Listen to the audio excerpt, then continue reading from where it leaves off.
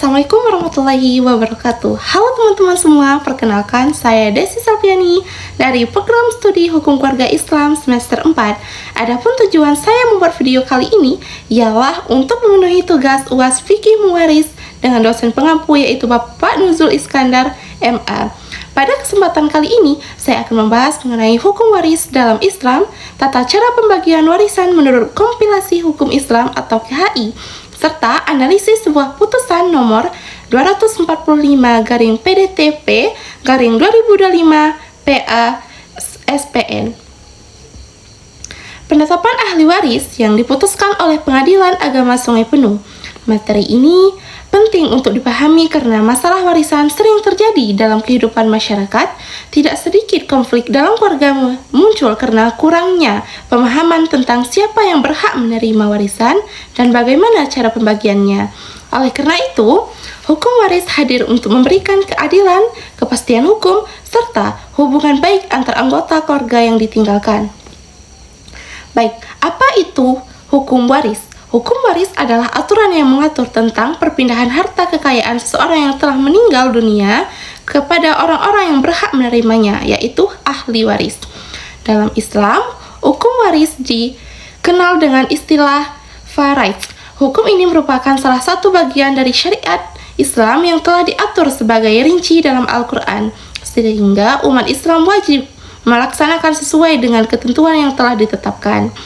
Secara sederhana, hukum waris dapat diartikan sebagai aturan yang menjelaskan siapa yang berhak menerima warisan, siapa yang tidak berhak menerima warisan, berapa bagian yang diterima masing-masing ahli waris, dan bagaimana cara pembagian harta peninggalan secara adil.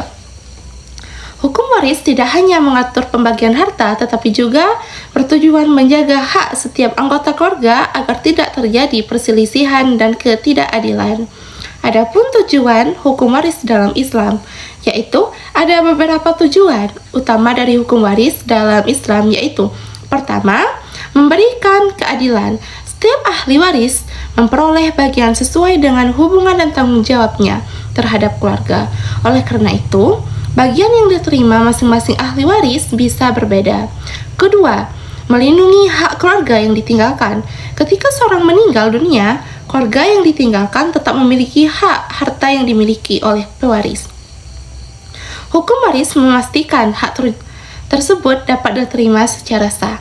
Yang ketiga, yaitu mencegah terjadinya konflik keluarga. Seringkali sengketa keluarga terjadi karena perebutan harta peninggalan. Dengan adanya aturan yang jelas, maka pembagian warisan dapat dilakukan secara tertib dan adil.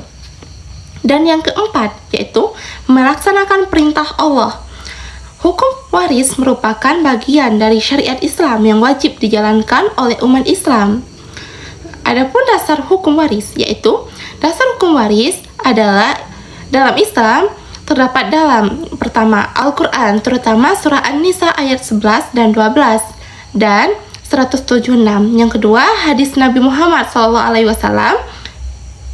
Yang ketiga, ijma' para ulama. Yang keempat, kompilasi hukum Islam atau KHI yang menjadi pedoman hukum bagi umat Islam di Indonesia. Dalam KHI ditentukan mengenai kewarisan diatur melalui pasal 171 sampai pasal 214.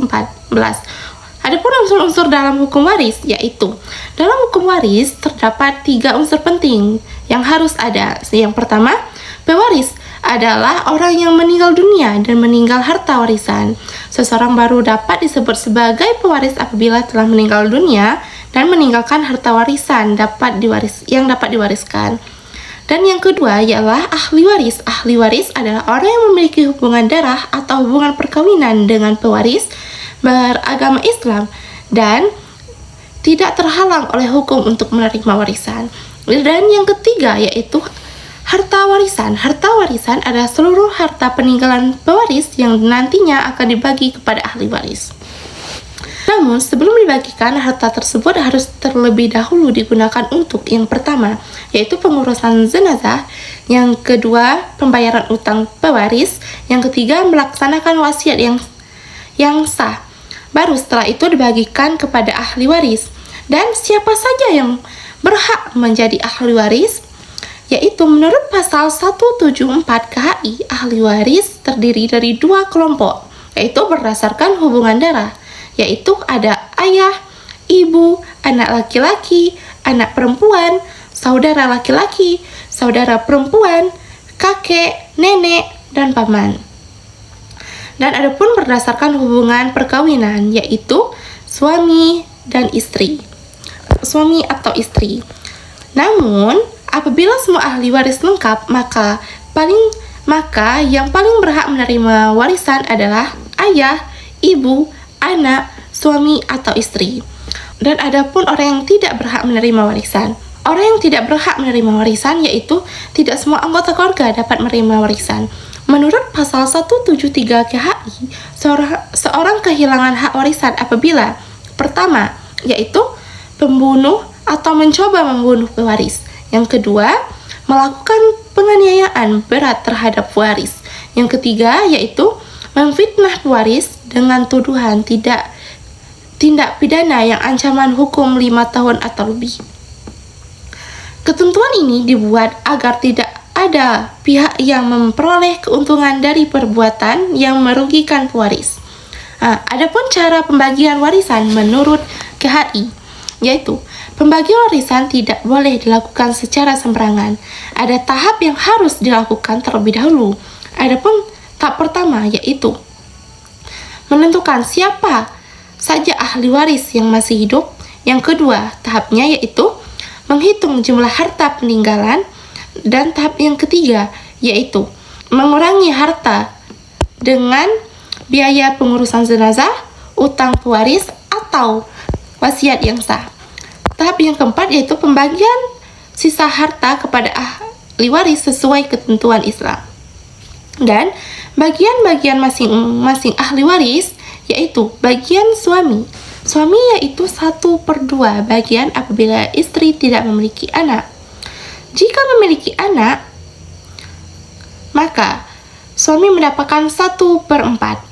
Adapun bagian istri yaitu 1/4 apabila tidak memiliki anak, 1/8 bagian apabila memiliki anak. Dan bagian untuk ibu, 1/3 bagian apabila tidak ada anak, 1/6 bagian apabila ada anak.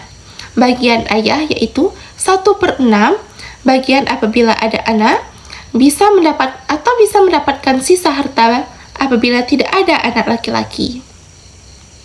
Dan adapun bagian anak, apabila terdapat anak laki-laki dan anak perempuan, maka bagian anak laki-laki adalah dua kali bagian anak perempuan. Prinsip ini didasarkan pada tanggung jawab laki-laki yang lebih besar dalam menafkahi keluarganya. Baiklah, kita akan memasuki analisis kasus penetapan ahli waris untuk memudahkan pemahaman. Saya akan menjelaskan sebuah kasus yang berasal dari penetapan Pengadilan Agama Sungai Penuh, yaitu putusan nomor 245-PDT.P/2025-PA.SPN. Dalam kasus ini terdapat seorang laki-laki bernama Arsyad bin H. Dahlan yang meninggal dunia pada tanggal 11 Oktober 2005. Beliau merupakan seorang pensiun PNS dan memiliki tabungan di Bank Jambi. Sebelum meninggal dunia, Arsyad telah menikah dengan Mas Rina dan memiliki 2 orang anak, yaitu Rika Nopriana dan Suhendar Mahendra. Kedua orang tua Arsyad yaitu Haji Dahlan dan Halimah telah meninggal dunia lebih dahulu sebelum Arsyad meninggal dunia. Oleh karena itu, mereka tidak lagi menjadi ahli waris. Keluarga kemudian mengajukan permohonan penetapan ahli waris ke Pengadilan Agama agar dapat mencairkan dan menutup rekening tabungan milik almarhum di Bank Jambi. Setelah pemeriksaan bukti dan mendengarkan keterangan para saksi, pengadilan menetapkan bahwa ahli waris yang sah adalah ada 3 orang, yaitu Mas Riana sebagai istri, Rika Nopriana sebagai anak kandung, Suhendar Mahendra sebagai anak kandung. Baik, Langsung saja kita masuk ke contoh pembagian warisan. Dikarenakan di putusan di atas tidak diberitahu berapa harta peninggalan, maka kita berikan saja misal saja total harta peninggalan yang siap dibagikan, yaitu misalnya harta peninggalan yaitu 240 juta. Maka ahli waris terdiri dari 3 orang, yaitu pertama istri, anak laki-laki, dan anak perempuan. Langkah pertama, karena waris memiliki anak, maka istri memperoleh bagian yaitu 1/8. Maka istri mendapat 1/8 dari 240 juta. Maka 240 juta dibagi 8 hasilnya yaitu 30 juta. Dan sisa hartanya yaitu sisa harta 240 juta dikurang 30 juta, maka sisanya tinggal 210 juta. Sisa harta diberikan kepada anak, yaitu ada anak laki-laki dan perempuan. Anak laki-laki mendapatkan 2 bagian dari anak perempuan, dan anak perempuan mendapatkan 1 bagian, berarti menjadi 3 bagian. Anak laki-laki mendapatkan 2/3 dari 210 juta, yaitu 210 juta dibagi 3, maka hasilnya 140 juta. Sedangkan anak perempuan mendapatkan 1 bagian, yaitu 1/3 dari 210 juta, yaitu 210 juta dibagi 3 sama dengan 70 juta.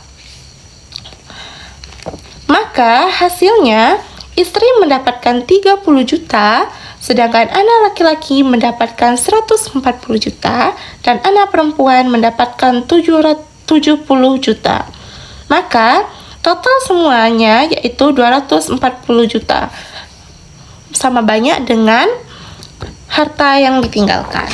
Melalui contoh ini dapat dilihat bahwa pembagian warisan dalam Islam memiliki aturan yang jelas dan teratur sehingga tidak dilakukan berdasarkan keinginan masing-masing pihak. Adapun kesimpulan dari semua yang saya bahas di atas, berdasarkan pembahasan yang telah dijelaskan, dapat disimpulkan bahwa hukum waris merupakan aturan yang mengatur perpindahan harta peninggalan seseorang yang telah meninggal dunia kepada ahli waris yang berhak menerimanya. Dalam kompilasi hukum Islam, ahli waris dapat berasal dari hubungan darah maupun hubungan perkawinan. Pembagian warisan dilakukan setelah seluruh kewajiban pewaris diselesaikan seperti bayar pemakaman, pembayaran utang, atau pelaksanaan wasiat. Kasus Arsyid bin Haji Dahlan menunjukkan bahwa penempatan ahli waris oleh pengadilan sangat penting untuk memberi kepastian hukum mengenai siapa saja yang berhak menerima warisan. Dengan adanya penetapan tersebut, maka proses pengurusan harta peninggalan dapat dilakukan secara sah, menghindari terjadinya sengketa di kemudian hari. Sebagian umat Islam memahami hukum waris merupakan hal yang sangat penting agar kita dapat menjalankan wasiat dengan baik serta menjelaskan keadilan dalam keluarga. Sekian paparan dari saya. Terima kasih atas perhatian teman-teman dan dosen pengampu. Saya tutup dengan wassalamualaikum warahmatullahi wabarakatuh. Terima kasih.